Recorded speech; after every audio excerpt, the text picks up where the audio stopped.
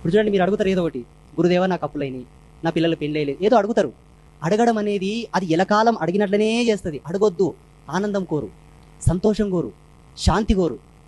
ఇది కోరడంలో అర్థం ఏముందంటే, ఎప్పుడైతే నువ్వు ఆనందం కోరావనుకో, అన్నీ బాగుంటే ఆనందం ఉన్నట్లే కదా.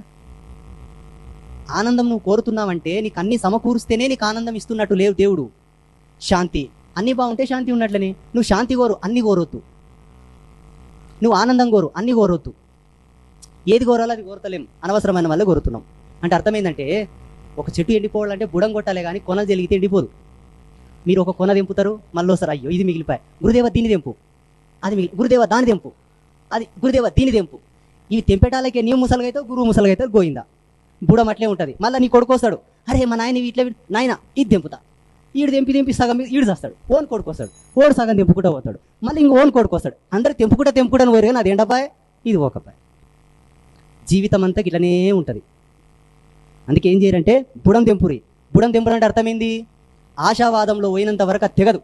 ఆనందం కోరండి, సంతోషం కోరండి.